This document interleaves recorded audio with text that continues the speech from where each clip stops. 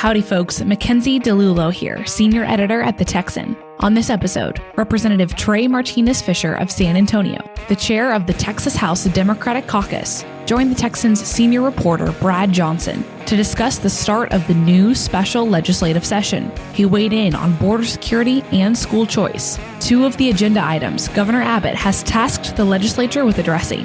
He also chatted about the efforts to potentially oust Republican House Speaker Dade Phelan from his position, and give insight on where he and the members of the Democratic Caucus are at with his leadership of the chamber. Thanks for listening and enjoy this episode.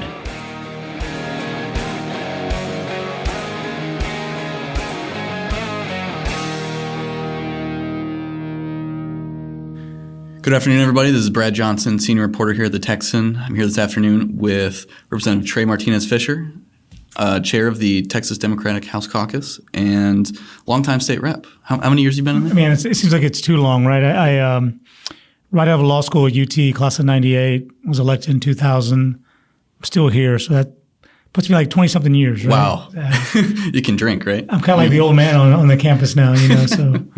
Well, it's been, a pretty hectic morning, I would say, in Texas politics, although you just came off the floor and it was there were a lot fewer fireworks than we kind of thought there were going to be. Yeah. What did you guys think going into this? What it was going to look like? I think people are more, there's more bravado when they're on Twitter, I guess. I don't know. I mean, it clearly, there was a lot of discussion about calling a question on the presiding officer. So, that's kind of fancy talk for maybe having a referendum on the speaker. There were some members who have been talking about that they were going to do it.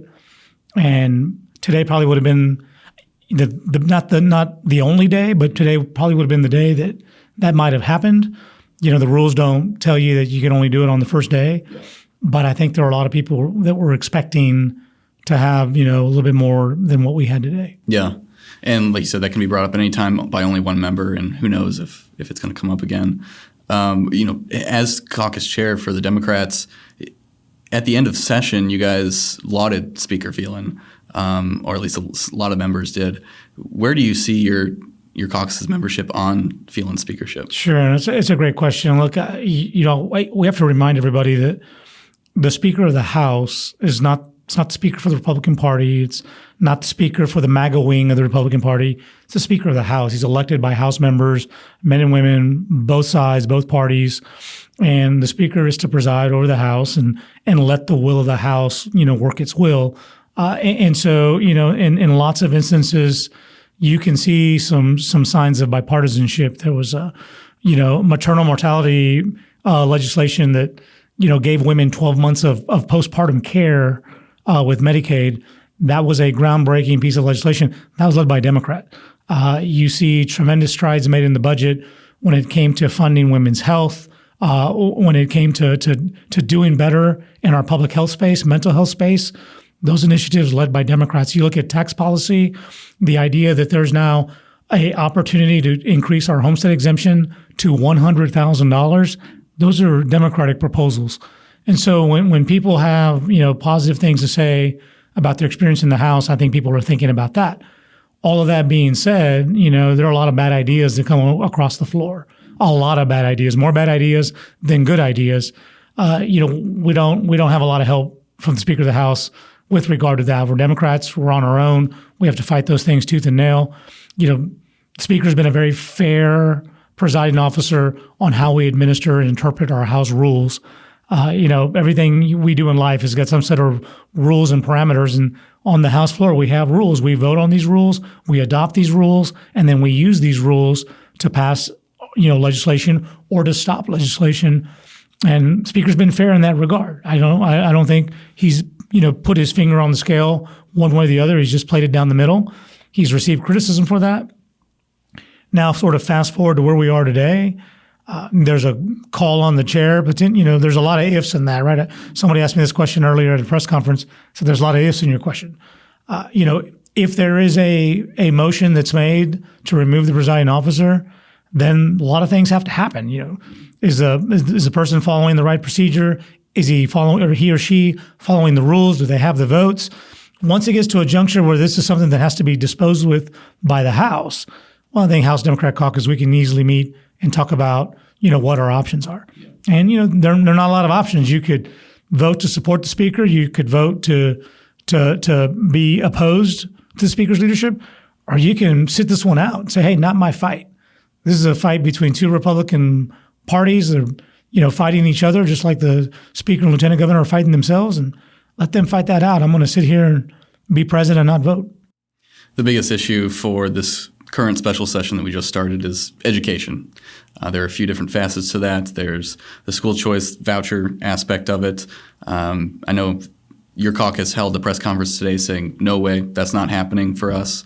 But the speaker also said after you guys gabbled out on the floor that if something gets across the line in the House, it'll have to be combined school choice voucher along with an increase to school funding. Where do you see that going anywhere for you? Well, your members? For the speaker to say that tells me the speaker listened to our press conference or someone told him about our press conference. Look, this is a very simple proposition. We're talking about three sets of numbers, 5, 40, and 43, right? There are a little over 5 million children in Texas public schools. We're not going to quit on them. We're not going to turn our back on them. We're not going to abandon them when it comes to their needs.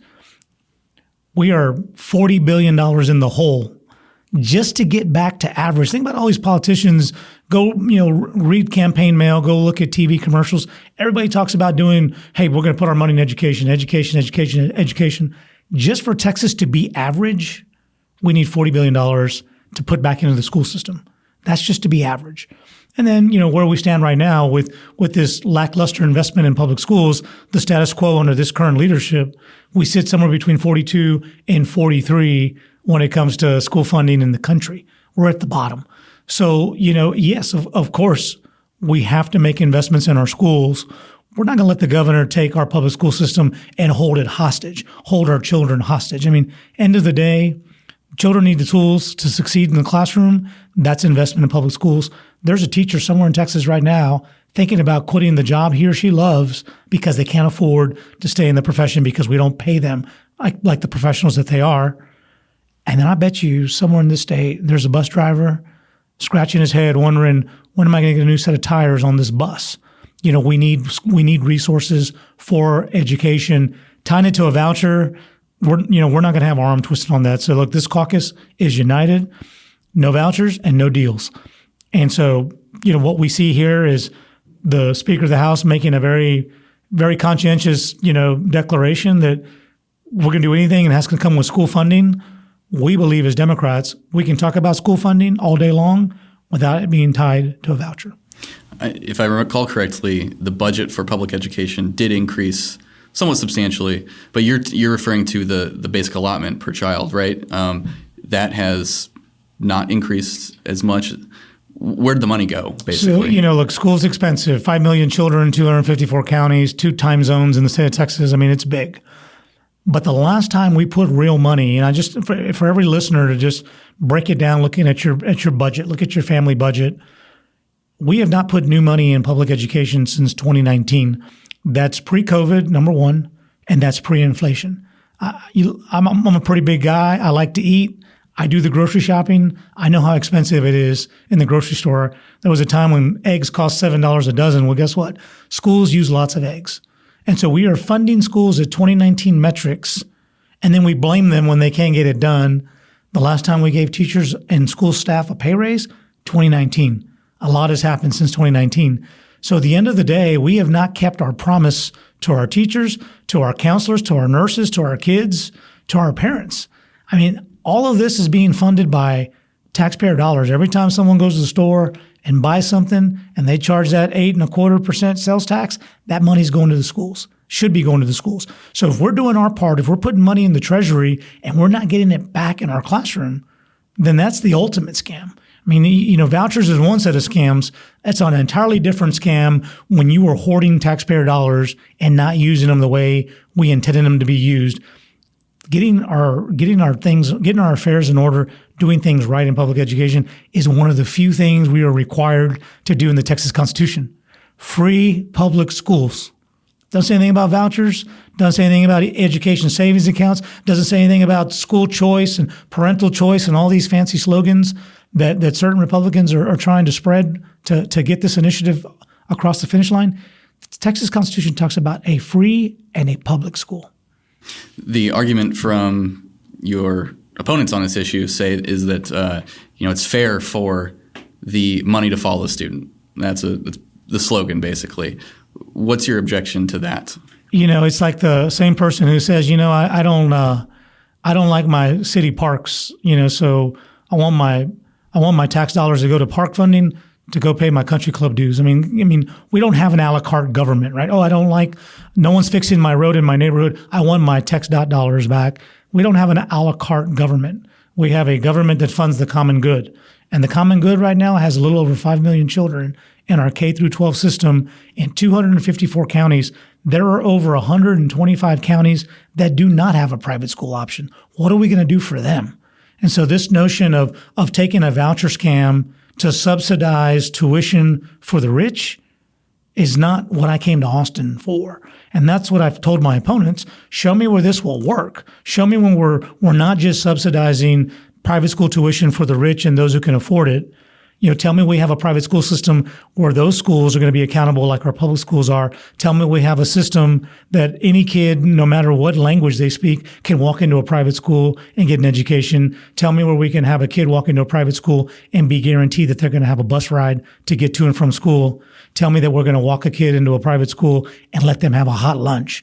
Because frankly, for most kids in this state, the only time they really get fed is at school.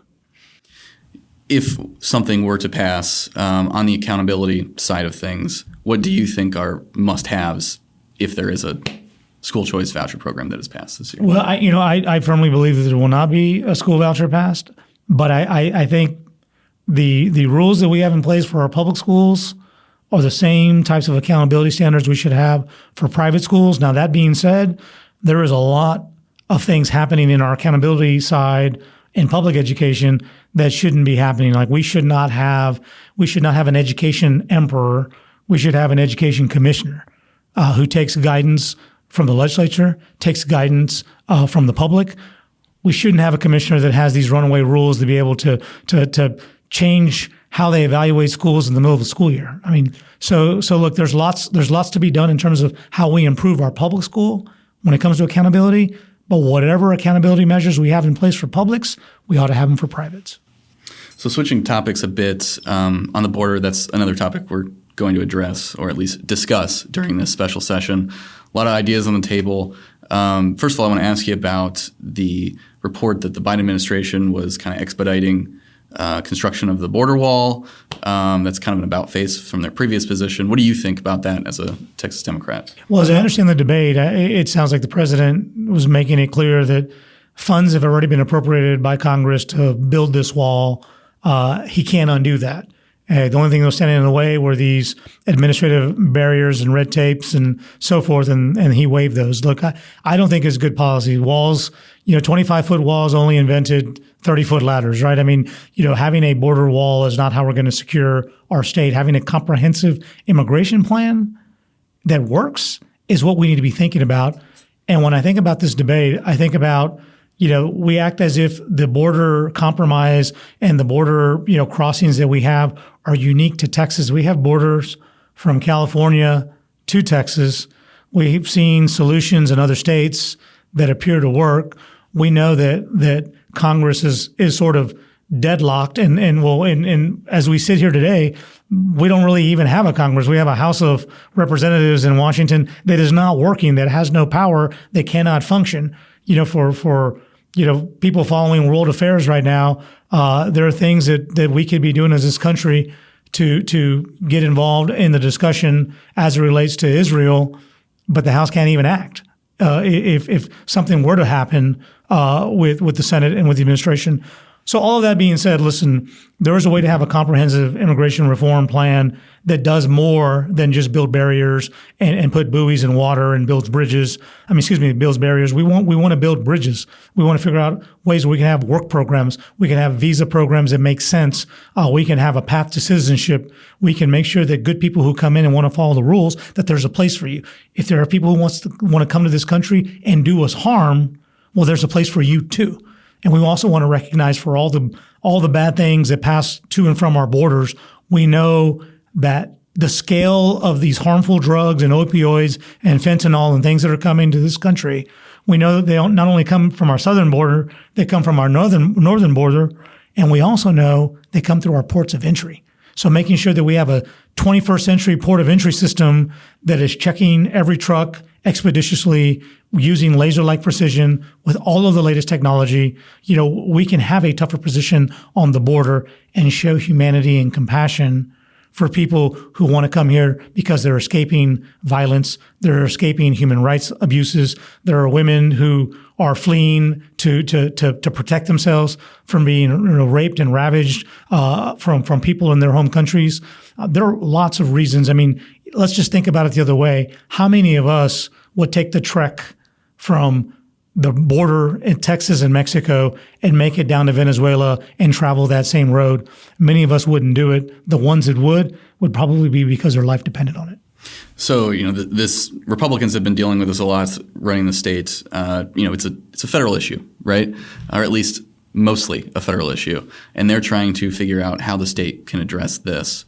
What at the state level do you think is a must-have on this issue? Well, look, I mean, I think that this is the perfect area where Texas can lead. I mean, if the governor thinks he can do a better job on this issue than the president, why doesn't he ask for a voucher program from the federal government? Give me my immigration dollars. You're not fixing things. And let the immigration dollars follow the problem, and we have a problem here in Texas. I mean, look, at the end of the day, we have to have a safe and secure border. Number one, we have to have order. We have to make sure that we are promoting our trade and our commerce, and we're living up to our treaty obligations with our trading partners. Mexico has become one of the biggest trading partners, especially now that more companies are relocating from China to our hemisphere. Mexico is now ever so more important. And so we have a business partner that we need to make sure that we're interacting with. And then there's obligations on both sides. Immigration does not become a problem at the Texas border. Immigration becomes a problem from the time that person leaves their country and travels the road that they travel to get to the United States. So it's got to be safe. It's got to be secure. We cannot be in denial that this is a country that was a country that is made of immigrants. This is a country that is embracing and inviting of immigrants. We have more immigrant success stories in this country than we do from the hyperbole and all the rhetoric we hear from Republicans to try to, make immigrants villains and all the bad folks, the scapegoats. And so we have to approach this issue with humanity and with some compassion. I mean, I whether you read the Old Testament, the New Testament, even the Bible has a lot to say about making sure that we are protecting the sojourner, the traveler on our road, making sure that they have food to eat, make sure they have something to drink, make sure that we are being compassionate and taking care of them. And so to me, if we are leading with those values, if we're leading with our values, then we can be doing a much better job instead of putting people in cages, having people sacrifice their lives, having to navigate through razor wire, having mothers who have had miscarriages and have lost pregnancies trying to get to this country, but they can't because of the atrocities at the border. There's a better way to do that, and the governor should be ashamed of himself. The border itself seems to be an issue that Republicans have actually made some ground on your party with, especially in that border region among Hispanics. Do you think that the Democratic message can still appeal to that group entirely? Is it work? Sure. So I think that the fiction about Republicans making inroads along the border, I think really deserves deep and thorough analysis. The gains that have been made don't stand in the shadow of the popularity of someone like a President George W. Bush. When he was governor and when he ran for president, had much higher marks with Latinos in South Texas than the current crop of leaders. So I throw that out there for baseline, right? Number two, I think we're all in a different position here. I'm from the city of San Antonio. You go to San Antonio, you'll see one of the biggest migrant resource centers in the country. The city of San Antonio opens its doors. We are doing it now with this crisis at the border. We did it for evacuees during Hurricane Katrina. That's just who we are in San Antonio. We don't judge. We help people find a way to a better life. And so that's how we see it in San Antonio. There are people on the valley in the valley that are on the front lines. They see this a whole lot differently. And we have to respect their viewpoints. But every single colleague that I talk to in South Texas does not have evil in their heart. They have compassion, and they are humane, and they want to provide a better way of life for people at the border. But what gets them upset is the failure to act, the failure of the Biden administration to lead on this issue, the failure of Congress to recognize that this is their duty, and then the frustration with state-level leaders like Governor Abbott, who think that the only way to solve the border is to put a bunch of floaties and spend $1 billion in the middle of the Rio Grande and get sued by the United States over it. I mean, so I think there's a lot of frustration there, but that frustration is not aimed at a mother who's escaping violence in her country, or from a young boy who feels like if he doesn't leave his country, he will be beat or killed if he doesn't join a gang. There is no ill will towards those folks, and I think that we need to be very clear-eyed on that. That I think the frustration that you see is really with this inaction. Moving back to the legislature, you guys have been in session almost the entire year. Looking back at the regular session, what do you see were the high points and the low points? Sure. I mean, again, the House Democratic Caucus, I have to take my hat off to them. They work hard, and we're just like any other family. You know, we are on and off. We've got a lot of love for each other. We also have a lot of competition with each other. We all have different priorities. We all come from different places. But when it comes down to really, really galvanizing and supporting the things we believe in, we come together like nobody else. And so a lot of these bad ideas, whether it was a bad voting piece of legislation, whether it was a tax on transgender kids, a lot of these bad ideas were Senate bills. If you go back and look at the tape, you will see that they all had S's in front of them, which meant the House did its job in stopping these ideas from ever leaving the House. You know, we are the Democratic minority. We can't stop everything, but I take my hat off to the men and women that sacrifice so much to stand up for the people that they represent. You know, we have a good budget. We spend a lot of money. Finally, Democrats are paying attention. Republicans are paying attention to things we cared about. One other proposal I didn't mention is Donna Howard has fought her tail off to make sure that feminine hygiene products are not taxed. You know, she's fought her tail off to make sure that adult diapers are no longer going to be taxed. I mean, these are things that people need to live their daily lives. And because of her tenacity and because of her grit, that is now a state law that we don't tax those products. It has taken forever for people who listen to this and don't know the legislature. I'm sure you're rolling your eyes going, that is not a big deal. It's a damn big deal in this legislature where even the smallest ideas seem to be so uphill. So to be able to do that, to be able to get Republicans to finally understand that there's nothing wrong with a pension. There's nothing wrong with a defined benefit plan that says that, hey, if you're a teacher and you give so much of yourself to commit to a profession, you're not gonna get rich, but you are always gonna have something. We're never gonna leave you. We're gonna give you a pension. We're gonna give you health care. To know now that retired teachers are gonna get a cost of living adjustment. I've been in the legislature, I think I told you 20 years. I have not seen it in 20 years. So we are plowing new field for, it has to be approved by the voters, but I'm confident that it will pass. And so a lot of good things that happened were shaped with Democratic hands, and we should be very proud of that. You mentioned earlier feeling how he handles points of order, the rules in the House. That's always been a focus for you. You're always at the back mic calling points of order, and that seemed to be a bigger focus in the Democratic caucus during the session. Was that a concerted effort? I'm an old school guy, and there are a lot of members who have experienced members. I mean, we have a lot of experienced members in the Democratic caucus, and we know the rules matter. And we know that we have parliamentarians. They're going to play it straight. What people don't know about the rules is that even if you're right, even if it's just dead center and you're right, the recommendation from the parliamentarian on a rule is only advisory. The parliamentarian just advises the speaker as to what he or she thinks. It's the speaker who decides. And so when there was a commitment that we're just going to play it straight, the rules are the rules, everybody knows the rules, you're going to be the sword one day, the shield in the other, right? So a lot of the experienced members took that to heart, and they worked hard on that. I mean, Democrats did such a good job. You didn't see me up there very much at all. I mean, I'd have to stand in line because there was a small army of men and women out there fighting on rules. And that's sometimes when you're in the minority, that's all you have. I keep telling you I'm from San Antonio, and I'm a big San Antonio Spurs fan. There was a time that Spurs just had this lockdown defense, Bruce Bowen and these folks just really locking down the court.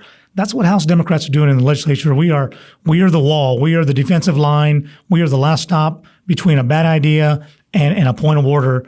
And so I'm very proud of the men and women who apply the rules and learn the rules and use the rules on a daily basis. Sometimes that really stops bad policy from ever passing. Chairman, anything else you want to add about this session? Man, I don't. I think we got it all. But now that I know where you are, I can always come back. Yeah. Well, we'll be glad to have you and, be here for another 30 days probably. Yeah, we will. Well, maybe we'll do it again. All right. Thanks for joining us, sir. Thank you, sir. Appreciate it. Thank you to everyone for listening. If you enjoy our show, rate and review us on Apple Podcasts, Spotify, or wherever you listen to podcasts. And if you want more of our stories, subscribe to The Texan at thetexan.news. We are funded entirely by readers and listeners like you, so thank you again for your support. God bless you, and God bless Texas.